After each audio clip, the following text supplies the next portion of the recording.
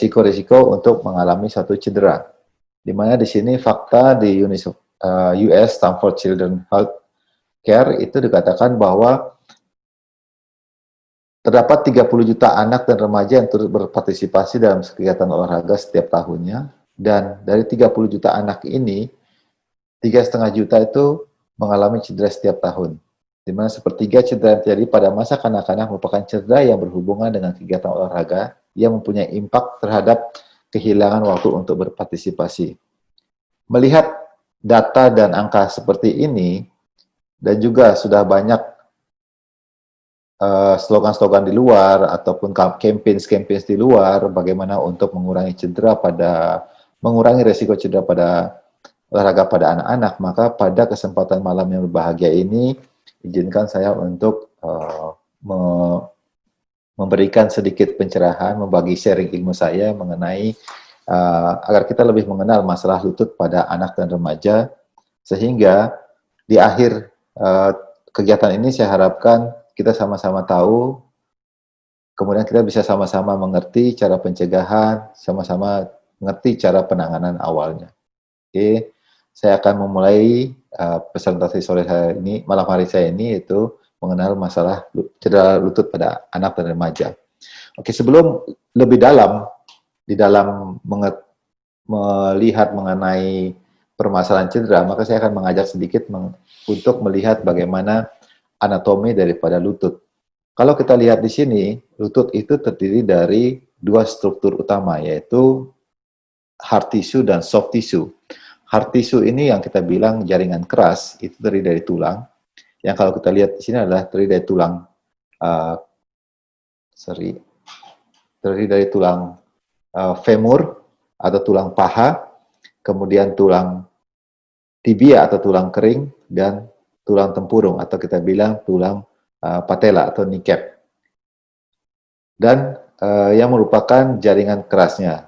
Selain itu juga terdapat jaringan lunak, yaitu merupakan ligamen yang terdiri dari ligamen anterior cruciate ligament atau disingkat dengan ACL, posterior cruciate ligament yang disebut dengan PCL, kemudian LCL atau lateral collateral ligament, dan medial collateral ligament.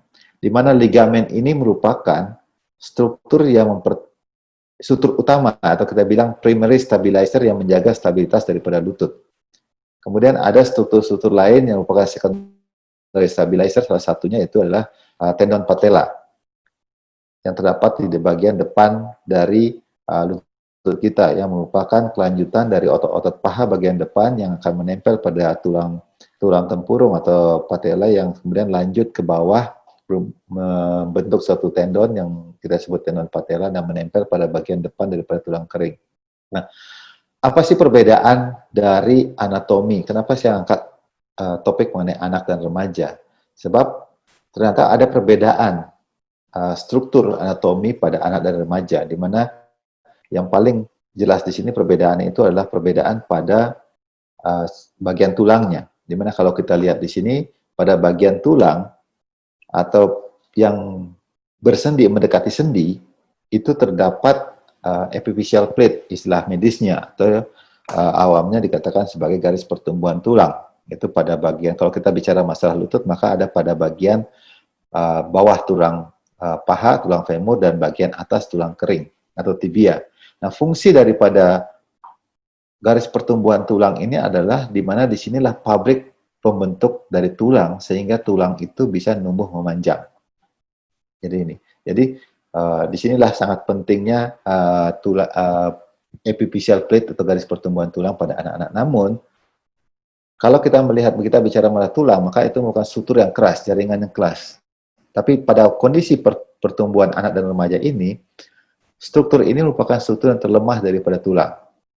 Dan biasanya dia akan menyatu pada usia 16 rata-rata antara laki-laki dan perempuan kurang lebih sekitar usia 16 tahun. Walaupun sebenarnya perempuan lebih cepat mengalami penutupan daripada epiphyseal plate ini tergantung daripada cepat tidaknya mengalami suatu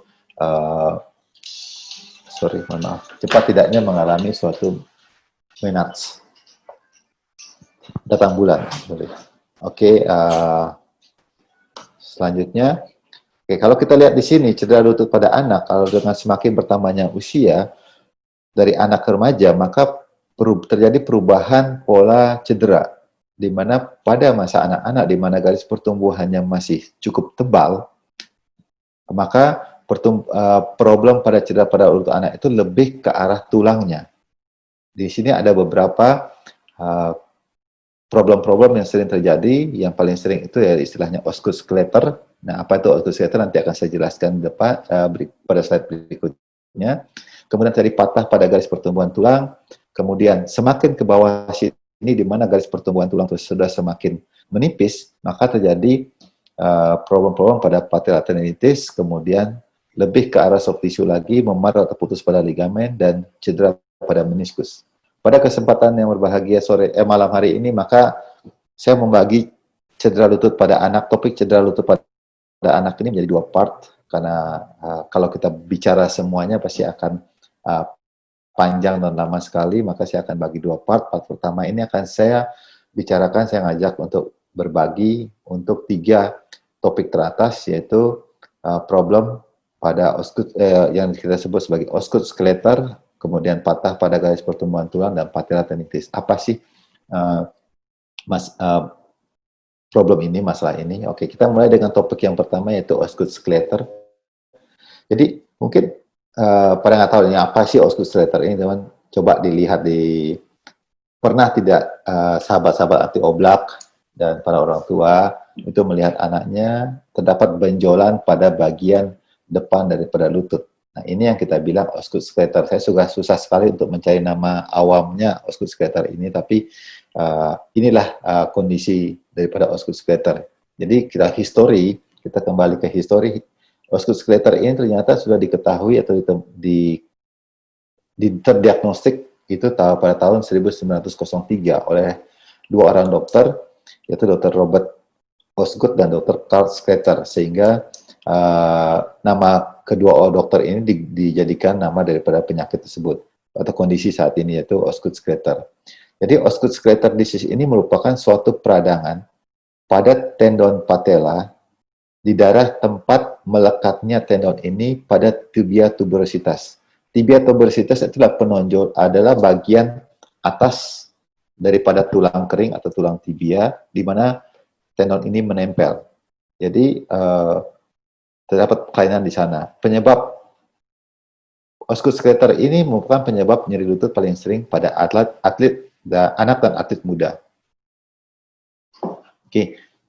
Kelainan ini sering terjadi pada anak laki-laki dibanding wanita dengan rasio kurang lebih 3:1 sampai 7:1, di mana usia paling sering terjadi pada usia 10 sampai 15 tahun, biasanya pada satu kaki, tapi kurang lebih 20 sampai 30% bisa terjadi pada kedua lutut. Oke, keadaan ini, apa sih penyebab daripada keadaan ini? Kenapa ini bisa terjadi? Ini penyebabnya akibat dari adanya kontraksi atau tarikan terus-menerus dan berulang-ulang dari otot quadriceps. Jadi ini merupakan repetitif trauma, kita bilang kronik atau overuse trauma dari otot quadriceps yang diteruskan ke tulang tempurung atau tulang patella, dan selanjutnya kontraksi atau tarikan ini akan diteruskan ke tendon patella sehingga menimbulkan suatu stress force atau tarikan pada tibia tubercle, di mana tendon patella itu menempel. Sehingga kalau kita lihat pada gambar di sebelah kanan, pada keadaan normal, di situ terlihat ada satu tulang tempat menempelnya daripada tendon patella. Akibat tarikan terus-menerus, dan ini merupakan titik terlemah dari tulang tersebut, maka tulang tersebut tempat menempelnya tendon patella akan mengalami suatu mengalami pecah, kemudian fragmentasi. Nah, ini yang menyebabkan timbulnya sakit pada osteoskeleter. Nah, risiko ini akan meningkat dengan adanya keterbatasan dari gerakan pergelangan kaki, yaitu terutama pergelangan kaki ke arah atas, atau kita bilang istilah medisnya dorsofleksi daripada pergelangan kaki atau ankle. Akibat gangguan gerakan ke atas daripada pergelangan kaki ini akan menyebabkan tubuh berkompensasi dengan cara mengurangi, dengan cara melakukan gerakan fleksi atau menekuk daripada lutut, dan terjadi perputaran tulang kering ke dalam dan kaki ke sisi dalam juga pada saat berlari atau mendarat, yaitu pada stand pace. Yang ini pun akan meningkatkan adanya stress force. Okay. Bagaimana osteoskeletal ini? Jadi nyeri yang timbul pada, kalau kita lihat bahwa pada osteoskeletal ini nyerinya dan timbul pada benjolan pada bagian sisi depan lutut, dari mana nyeri ini akan timbul terutama pada kegiatan-kegiatan yang menyebabkan terjadinya benturan, kemudian kegiatan berlari, loncat, dan naik tangga. Jadi kegiatan-kegiatan olahraga seperti basket, bulu tangkis, sepak bola, dan lari ini pun akan menyebabkan terjadinya suatu permasalahan, yaitu osteoskeletal. Dan nyeri ini, karakteristik ini, nyeri itu bisa dari yang ringan dan hilang timbul, dan makin lama makin memberat dan terus menerus, tergantung dari derajat keparahan daripada osteoskeletal. Perabaan biasanya akan terasa nyeri tekan pada daerah yang menonjol, yaitu bukan di tendon patella yang lunak, tapi pada tulangnya atau di sekitar tempat menempelnya tendon patella tersebut, disertai adanya pembengkakan dari yang ringan sampai yang berat. Kalau kita lihat dari sisi fungsi, maka akan terjadi keterbatasan gerakan, terutama yang menimbulkan high impact, yaitu loncat, lari seperti saya sebutkan di atas. Semakin parah kalau dibiarkan, keadaan seperti ini akan menyebabkan keterbatasan ruang lingkup daripada sendi lutut. Jadi gerakan dari lutut itu akan berkurang, gerakan lurus atau menekuk itu akan berkurang, terutama gerakan-gerakan yang menyebabkan kontraksi daripada otot quadriceps. Oke, bagaimana kita mengetahui daripada kondisi ini?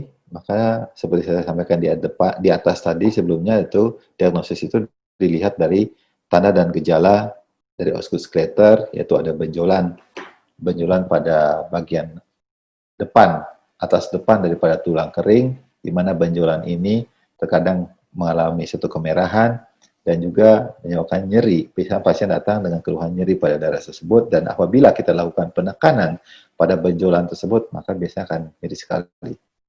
Dokter biasanya akan melakukan suatu pemeriksaan penunjang untuk melihat kondisi daripada kelainan ini, di mana mereka akan melakukan pemeriksaan ronsen lutut, di mana dari ronsen lutut ini kita akan melihat grade atau tipe atau derajat daripada osteoskeletal yang oleh Wolfrey and Chandler pada tahun 1960 dibagi menjadi 3 tipe.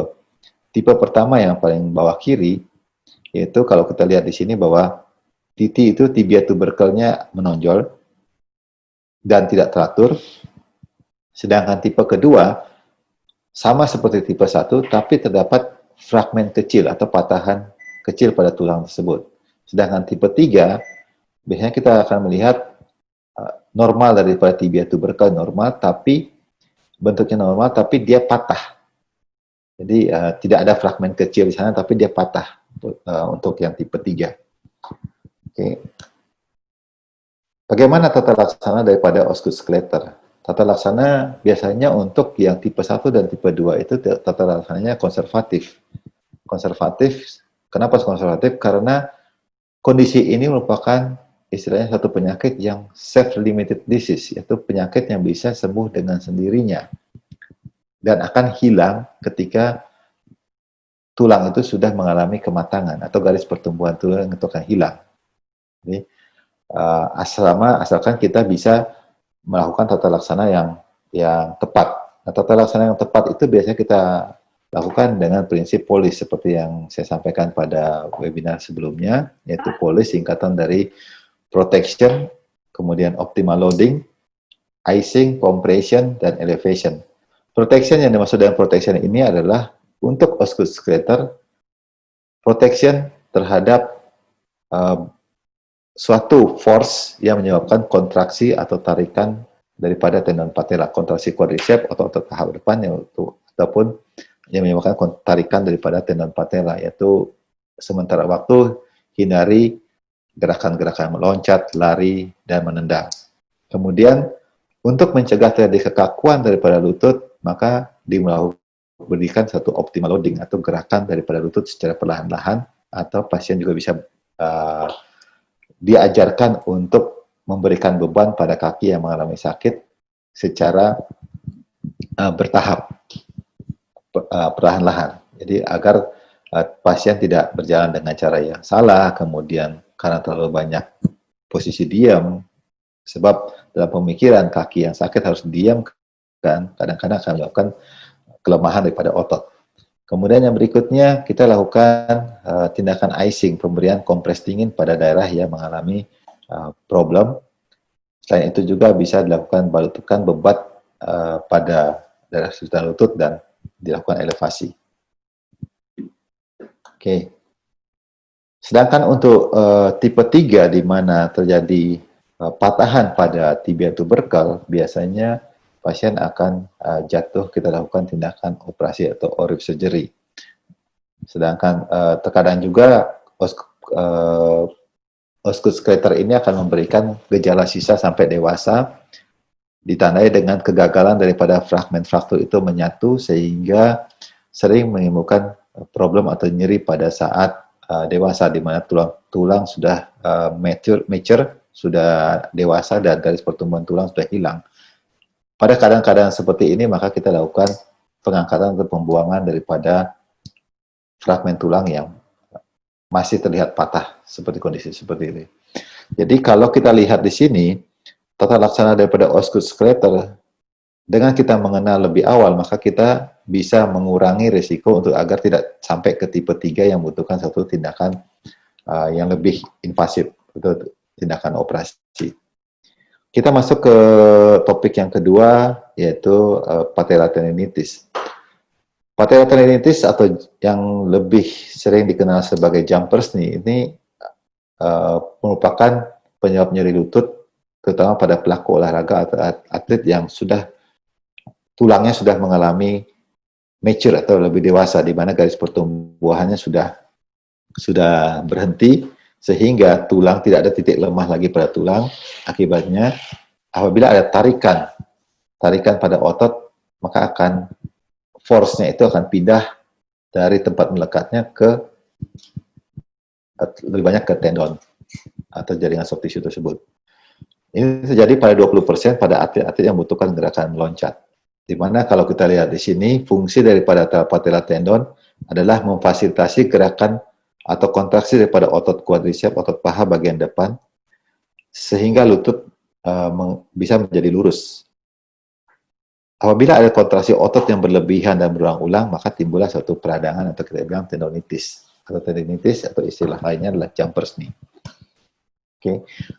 Kalau kita lihat di sini lokasi nyeri, itu terutama pada bagian bawah daripada tulang tempurung, dan bisa juga pada tempat melekatnya patella pada tibia tuberkel. Tapi paling sering ini terjadinya pada bagian bawah dari tulang tempurung. Kalau kita tekan pada tendon patella pada bagian bawah tulang tempurung, akan nyeri sekali di bagian sana.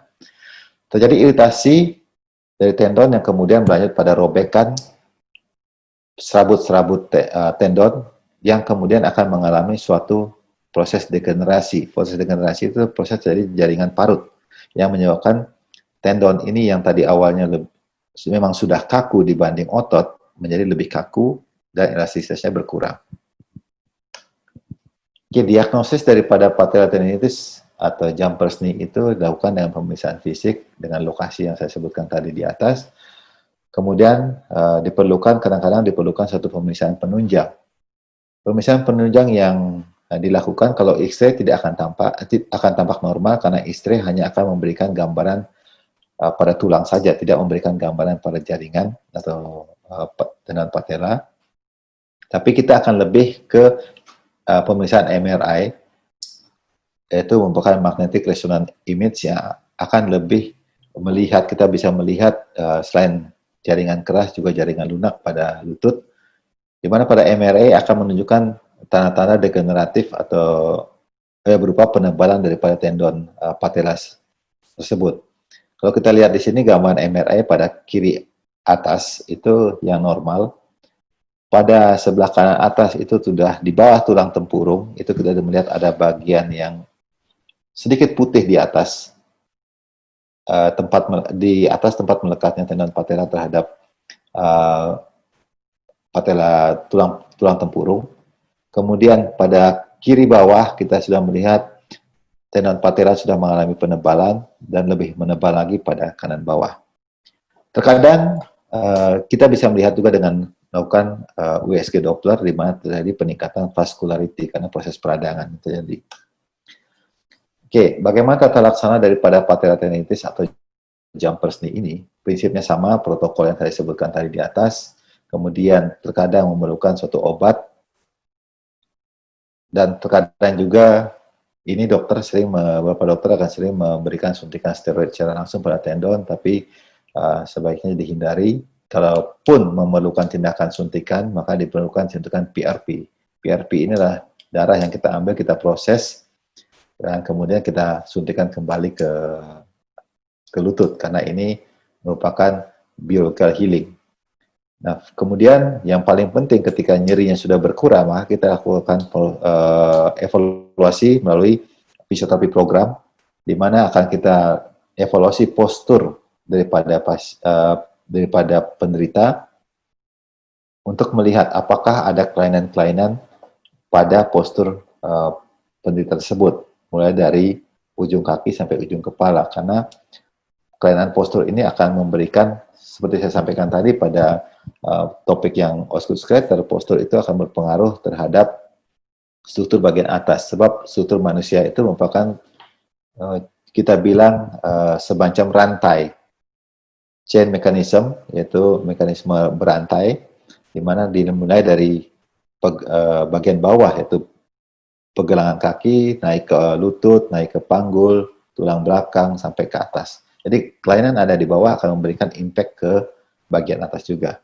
Kemudian akan dilakukan evaluasi terhadap otot-otot yang mengalami suatu kekakuan, sehingga fleksibilitinya, terutama tulang belakang, otot hamstring, dan otot hamstring itu otot yang menyenangkan ini dari masa anak sampai dengan remaja, meniti karir, di mana olahraga ini untuk karir, juga kedua untuk juga sudah bisa untuk studi, untuk mencari sekolah, beasiswa, dan segala macam, ternyata tidak lepas dari risiko-risiko untuk mengalami satu cedera. Di mana di sini fakta di US Stanford Children's Health Care itu dikatakan bahwa terdapat 30 juta anak dan remaja yang turut berpartisipasi dalam kegiatan olahraga setiap tahunnya, dan dari 30 juta anak ini, 3,5 juta itu mengalami cedera setiap tahun.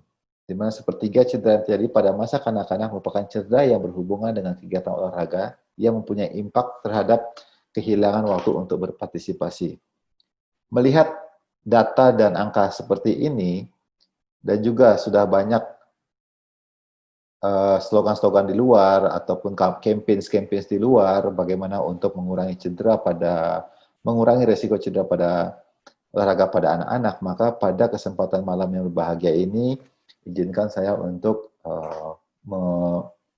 memberikan sedikit pencerahan, membagi sharing ilmu saya mengenai agar kita lebih mengenal masalah lutut pada anak dan remaja, sehingga di akhir kegiatan ini saya harapkan kita sama-sama tahu, kemudian kita bisa sama-sama mengerti cara pencegahan, sama-sama mengerti cara penanganan awalnya. Oke, saya akan memulai presentasi malam hari saya ini, yaitu mengenal masalah cedera lutut pada anak dan remaja. Oke, sebelum lebih dalam melihat mengenai permasalahan cedera, maka saya akan mengajak sedikit untuk melihat bagaimana anatomi daripada lutut. Kalau kita lihat di sini, lutut itu terdiri dari dua struktur utama, yaitu hard tissue dan soft tissue. Hard tissue ini yang kita bilang jaringan keras, itu terdiri dari tulang. Yang kalau kita lihat di sini adalah terdiri dari tulang femur atau tulang paha, kemudian tulang tibia atau tulang kering, dan tulang tempurung atau kita bilang tulang patella atau kneecap. Dan yang merupakan jaringan kerasnya. Selain itu juga terdapat jaringan lunak, yaitu merupakan ligamen yang terdiri dari ligamen anterior cruciate ligamen atau disingkat dengan ACL, posterior cruciate ligamen yang disebut dengan PCL, kemudian LCL atau lateral collateral ligamen, dan medial collateral ligamen. Di mana ligamen ini merupakan struktur struktur utama atau kita bilang primary stabilizer yang menjaga stabilitas daripada lutut. Kemudian ada struktur-struktur lain yang merupakan secondary stabilizer, salah satunya itu adalah tendon patella yang terdapat di bagian depan dari lutut kita, yang merupakan kelanjutan dari otot-otot paha bagian depan yang akan menempel pada tulang tempurung atau patella yang kemudian lanjut ke bawah membentuk suatu tendon yang kita sebut tendon patella dan menempel pada bagian depan daripada tulang kering. Nah, apa sih perbedaan dari anatomi? Kenapa saya angkat topik mengenai anak dan remaja? Sebab ternyata ada perbedaan struktur anatomi pada anak dan remaja, di mana yang paling jelas di sini perbedaannya itu adalah perbedaan pada bagian tulangnya. Di mana kalau kita lihat di sini, pada bagian tulang atau yang bersendi, mendekati sendi, itu terdapat epiphyseal plate, istilah medisnya, atau awamnya dikatakan sebagai garis pertumbuhan tulang. Itu pada bagian, kalau kita bicara masalah lutut, maka ada pada bagian bawah tulang paha, tulang femur, dan bagian atas tulang kering atau tibia. Nah, fungsi daripada garis pertumbuhan tulang ini adalah di mana disinilah pabrik pembentuk dari tulang sehingga tulang itu bisa numbuh memanjang. Jadi disinilah sangat pentingnya epiphyseal plate atau garis pertumbuhan tulang pada anak-anak. Namun kalau kita bicara mengenai tulang, maka itu merupakan struktur yang keras, jaringan yang keras. Tapi pada kondisi pertumbuhan anak dan remaja ini, struktur ini merupakan struktur yang terlemah daripada tulang. Dan biasanya dia akan menyatu pada usia 16 rata-rata antara laki-laki dan perempuan kurang lebih sekitar usia 16 tahun. Walaupun sebenarnya perempuan lebih cepat mengalami penutupan daripada epiphyseal plate ini tergantung daripada cepat tidaknya mengalami suatu cepat tidaknya mengalami suatu menarche, datang bulan. Oke, selanjutnya, kalau kita lihat di sini cedera lutut pada anak, kalau dengan semakin bertambahnya usia dari anak ke remaja, maka terjadi perubahan pola cedera, di mana pada masa anak-anak di mana garis pertumbuhannya masih cukup tebal, maka problem pada cedera pada lutut anak itu lebih ke arah tulangnya. Di sini ada beberapa problem-problem yang sering terjadi. Yang paling sering itu ya istilahnya osteoskeleter. Nah, apa itu osteoskeleter nanti akan saya jelaskan pada slide berikutnya. Kemudian tadi patah pada garis pertumbuhan tulang. Kemudian semakin ke bawah sini di mana garis pertumbuhan tulang itu sudah semakin menipis, maka terjadi problem-problem pada patella tendinitis, kemudian lebih ke arah soft tissue lagi, memar atau putus pada ligamen, dan cedera pada meniskus. Pada kesempatan yang berbahagia malam hari ini, maka saya membagi cedera lutut pada anak, topik cedera lutut pada anak ini menjadi 2 part, karena kalau kita bicara semuanya pasti akan panjang dan lama sekali, maka saya akan bagi 2 part. Part pertama ini akan saya bicarakan, saya ngajak untuk berbagi untuk 3 topik teratas, yaitu problem pada yang kita sebut sebagai osteoskeleter, kemudian patah pada garis pertumbuhan tulang, dan patella tendinitis. Apa sih problem ini, masalah ini? Oke, kita mulai dengan topik yang pertama, yaitu osteoskeleter. Jadi mungkin pada nggak tahu ini apa sih osteoskeleter ini, teman. Coba dilihat pernah tidak sahabat-sahabat anti oblak dan para orang tua itu melihat anaknya terdapat benjolan pada bagian depan daripada lutut. Nah, ini yang kita bilang osteoskeleter. Saya juga susah sekali untuk mencari nama awamnya osteoskeleter ini, tapi inilah kondisi daripada osteoskeleter. Jadi kita kembali ke histori. Osteoskeleter ini ternyata sudah diketahui atau terdiagnostik itu pada tahun 1903 oleh 2 orang dokter, yaitu Dr. Robert Osgood dan Dr. Carl Scrater, sehingga nama kedua dokter ini dijadikan nama daripada penyakit tersebut atau kondisi saat ini, yaitu Osgood Scrater. Jadi Osgood Scrater disease ini merupakan suatu peradangan pada tendon patella di daerah tempat melekatnya tendon ini pada tibia tuberositas. Tibia tuberositas itulah penonjol, adalah bagian atas daripada tulang kering atau tulang tibia, di mana tendon ini menempel. Jadi terdapat kelainan di sana. Penyebab Osgood Scrater ini merupakan penyebab nyeri lutut paling sering pada anak dan atlet muda. Oke.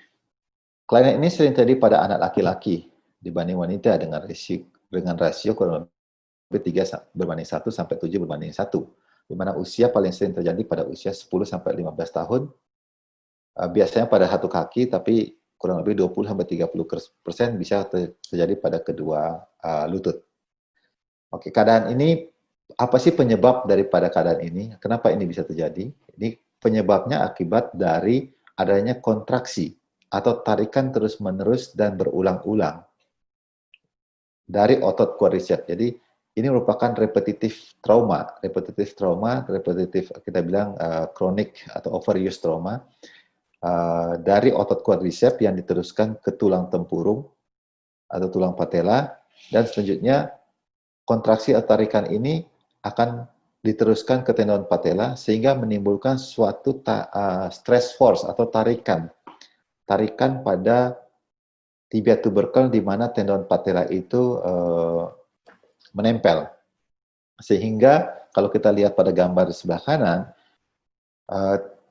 pada keadaan normal, di situ terlihat ada satu tulang tempat menempelnya daripada tendon patella. Akibat tarikan terus-menerus dan ini merupakan titik terlemah dari tulang tersebut, maka tulang tersebut tempat menempelnya tendon patella akan mengalami suatu mengalami pecah, kemudian fragmentasi.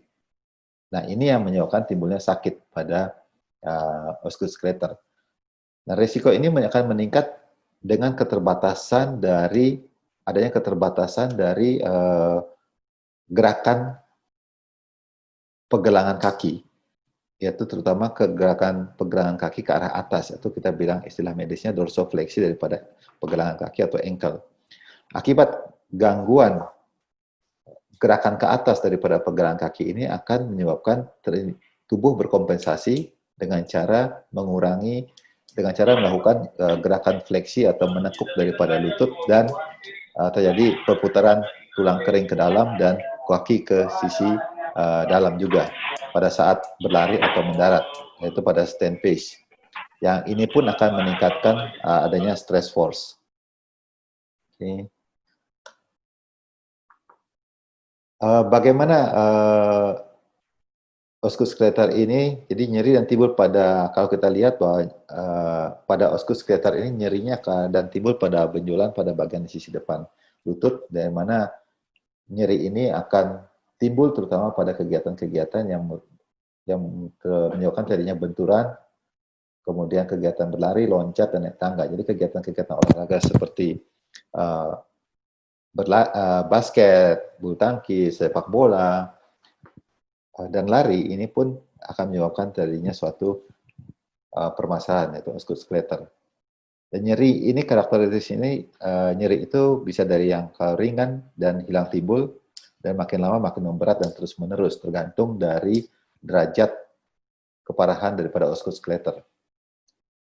Perabaan biasanya akan terasa nyeri tekan pada daerah yang menonjol, yaitu bukan di tendon patella yang lunak, tapi pada tulangnya atau di sekitar tempat menempelnya tendon patella tersebut, disertai adanya pembengkakan dari yang ringan sampai yang berat. Kalau kita lihat dari sisi fungsi, maka akan terjadi keterbatasan gerakan, terutama yang menimbulkan high impact, yaitu loncat, lari seperti saya sebutkan di atas. Semakin parah kalau dibiarkan, keadaan seperti ini akan menyebabkan keterbatasan ruang lingkup daripada sendi lutut. Jadi gerakan dari lutut itu akan berkurang, gerakan lurus atau menekuk itu akan berkurang, terutama gerakan-gerakan yang menyebabkan kontraksi daripada otot quadriceps.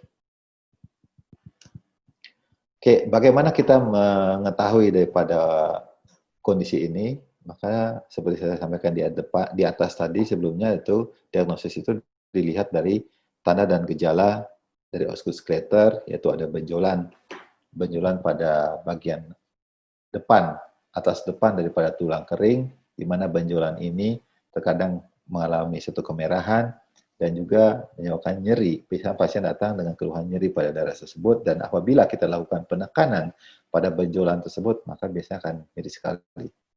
Dokter biasanya akan melakukan suatu pemeriksaan penunjang untuk melihat kondisi daripada kelainan ini, di mana mereka akan melakukan pemeriksaan ronsen lutut, di mana dari ronsen lutut ini kita akan melihat grade atau tipe atau derajat daripada osgood-Schlatter yang oleh Wolfrey and Chandler pada tahun 1960 dibagi menjadi 3 tipe. Tipe pertama yang paling bawah kiri, yaitu kalau kita lihat di sini bahwa TT itu tibia tuberkelnya menonjol dan tidak teratur. Sedangkan tipe kedua sama seperti tipe 1, tapi terdapat fragmen kecil atau patahan kecil pada tulang tersebut. Sedangkan tipe 3, biasanya kita akan melihat normal daripada tibia tuberkel normal, tapi bentuknya normal, tapi dia patah. Jadi tidak ada fragmen kecil di sana, tapi dia patah untuk yang tipe 3. Oke. Bagaimana tata laksana daripada osgood-Schlatter? Tata laksana biasanya untuk yang tipe 1 dan tipe 2 itu tata laksananya konservatif. Konservatif, kenapa konservatif? Karena kondisi ini merupakan istilahnya satu penyakit yang self-limited disease, yaitu penyakit yang bisa sembuh dengan sendirinya dan akan hilang ketika tulang itu sudah mengalami kematangan atau garis pertumbuhan tulang itu akan hilang. Jadi, asalkan kita bisa melakukan tata laksana yang tepat. Nah, tata laksana yang tepat itu biasanya kita lakukan dengan prinsip POLIS seperti yang saya sampaikan pada webinar sebelumnya, yaitu POLIS singkatan dari protection, kemudian optimal loading, icing, compression, dan elevation. Protection yang dimaksud dengan protection ini adalah untuk osgood-Schlatter, protection terhadap suatu force yang menyebabkan kontraksi atau tarikan daripada tendon patella, kontraksi quadriceps atau otot paha depan, ataupun yang menyebabkan tarikan daripada tendon patella, yaitu sementara waktu hindari gerakan-gerakan meloncat, lari, dan menendang. Kemudian untuk mencegah terjadi kekakuan daripada lutut, maka diberikan satu optimal loading atau gerakan daripada lutut secara perlahan-lahan, atau pasien juga bisa diajarkan untuk memberikan beban pada kaki yang mengalami sakit secara bertahap, perlahan-lahan. Jadi agar pasien tidak berjalan dengan cara yang salah, kemudian karena terlalu banyak posisi diam, sebab dalam pemikiran kaki yang sakit harus diam, kan kadang-kadang akan menyebabkan kelemahan daripada otot. Kemudian yang berikutnya kita lakukan tindakan icing, pemberian kompres dingin pada daerah yang mengalami problem. Selain itu juga bisa dilakukan balutukan bebat pada daerah sekitar lutut dan dilakukan elevasi. Oke. Sedangkan untuk tipe 3 di mana terjadi patahan pada tibia tuberkel, biasanya pasien akan jatuh, kita lakukan tindakan operasi atau orif surgery. Sedangkan terkadang juga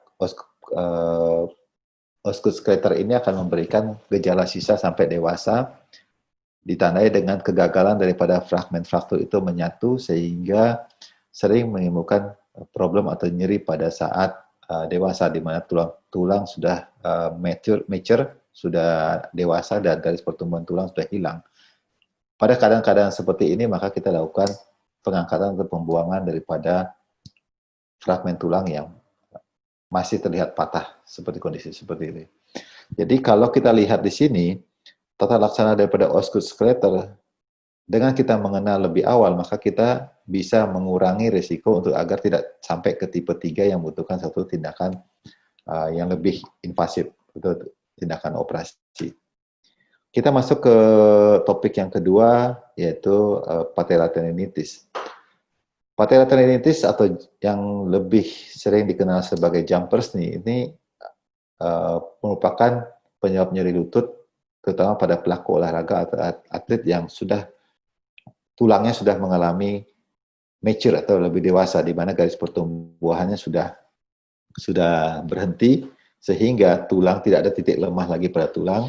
Akibatnya, apabila ada tarikan pada otot, maka force-nya itu akan pindah dari tempat melekatnya lebih banyak ke tendon atau jaringan soft tissue tersebut. Ini terjadi pada 20% pada atlet-atlet yang membutuhkan gerakan meloncat. Di mana kalau kita lihat di sini, fungsi daripada patella tendon adalah memfasilitasi gerakan atau kontraksi daripada otot quadriceps, otot paha bagian depan, sehingga lutut bisa menjadi lurus. Apabila ada kontraksi otot yang berlebihan dan berulang-ulang, maka timbullah suatu peradangan atau kita bilang tendonitis. Atau tendinitis atau istilah lainnya adalah jumpers knee. Oke. Kalau kita lihat di sini lokasi nyeri itu terutama pada bagian bawah daripada tulang tempurung dan bisa juga pada tempat melekatnya patella pada tibia tubercle. Tapi paling sering ini terjadinya pada bagian bawah dari tulang tempurung. Kalau kita tekan pada tendon patella pada bagian bawah tulang tempurung, dia akan nyeri sekali di bagian sana. Terjadi iritasi dari tendon yang kemudian berlanjut pada robekan serabut-serabut tendon yang kemudian akan mengalami suatu proses degenerasi. Proses degenerasi itu proses dari jaringan parut yang menyebabkan tendon ini yang tadi awalnya memang sudah kaku dibanding otot menjadi lebih kaku dan elastisitasnya berkurang. Oke, diagnosis daripada patella tendinitis atau jumpers knee itu dilakukan dengan pemeriksaan fisik dengan lokasi yang saya sebutkan tadi di atas. Kemudian kadang-kadang diperlukan satu pemeriksaan penunjang. Pemeriksaan penunjang yang dilakukan kalau X-ray tidak akan tampak normal karena X-ray hanya akan memberikan gambaran pada tulang saja, tidak memberikan gambaran pada jaringan atau tendon patella. Tapi kita akan lebih ke pemeriksaan MRI, yaitu merupakan magnetic resonance image yang akan lebih melihat, kita bisa melihat selain jaringan keras juga jaringan lunak pada lutut, di mana pada MRI akan menunjukkan tanda-tanda degeneratif atau berupa penebalan daripada tendon patella tersebut. Kalau kita lihat di sini gambaran MRI pada kiri atas itu yang normal, pada sebelah kanan atas itu sudah di bawah tulang tempurung, itu kita melihat ada bagian yang sedikit putih di atas tempat melekatnya tendon patella terhadap patella tulang tempurung. Kemudian pada kiri bawah kita sudah melihat tendon patella sudah mengalami penebalan dan lebih menebal lagi pada kanan bawah. Terkadang kita bisa melihat juga dengan melakukan USG Doppler di mana terjadi peningkatan vascularity karena proses peradangan terjadi. Oke, bagaimana tata laksana daripada patella tendinitis atau jumpers knee ini? Prinsipnya sama, protokol yang saya sebutkan tadi di atas. Kemudian terkadang memerlukan suatu obat dan terkadang juga ini beberapa dokter akan sering memberikan suntikan steroid secara langsung pada tendon, tapi sebaiknya dihindari. Kalaupun memerlukan tindakan suntikan, maka diperlukan suntikan PRP. PRP inilah darah yang kita ambil, kita proses, dan kemudian kita suntikan kembali ke lutut, karena ini merupakan biological healing. Nah, kemudian yang paling penting ketika nyerinya sudah berkurang, maka kita lakukan evaluasi melalui fisioterapi program, di mana akan kita evaluasi postur daripada penderita untuk melihat apakah ada kelainan-kelainan pada postur penderita tersebut, mulai dari ujung kaki sampai ujung kepala, karena kelainan postur ini akan memberikan, seperti saya sampaikan tadi pada topik yang osgood-schlatter, postur itu akan berpengaruh terhadap struktur bagian atas, sebab struktur manusia itu merupakan kita bilang semacam rantai, chain mechanism, yaitu mekanisme berantai, di mana dimulai dari bagian bawah, yaitu pergelangan kaki, naik ke lutut, naik ke panggul, tulang belakang, sampai ke atas. Jadi kelainan ada di bawah akan memberikan impact ke bagian atas juga. Kemudian akan dilakukan evaluasi terhadap otot-otot yang mengalami suatu kekakuan sehingga fleksibilitinya terutama tulang belakang, otot hamstring dan otot hamstring itu otot-otot bagian belakang, otot quadricep bagian depan sehingga diperlukan suatu stretching dan strengthening program. Oke, tata laksananya apabila nyeri masih terasa selama beraktif dengan tata laksana konservatif yang kita lakukan sebelumnya dan nyeri masih terasa selama beraktivitas dan istirahat, setelah 6-12 bulan, maka kita anggap sebagai kegagalan daripada konservatif terapi, sehingga diperlukan suatu tindakan operasi. Tindakan operasi itu dengan lalu tindakan membuang bagian yang mengalami degenerasi atau mengalami penebalan pada bagian bawah tulang tempurung. Kalau kita lihat pada sebelah kanan, itu kita lihat bahwa di bawah yang tanda panah hitam, itu merupakan degeneratif proses, yaitu berupa penebalan atau pembentukan jaringan parut pada bagian bawah daripada tulang tempurung, di mana tendon patella itu menempel, sehingga kita lakukan pembersihan, dan sehingga kita bisa melihat pada gambar di bawah, yang gambar B, itu jaringan parutnya sudah hilang. Oke, berikutnya topik terakhir yaitu cedera tulang. Ini pada anak-anak kita sangat lebih over treatment atau over concern pada cedera tulang atau pada tulang pada anak.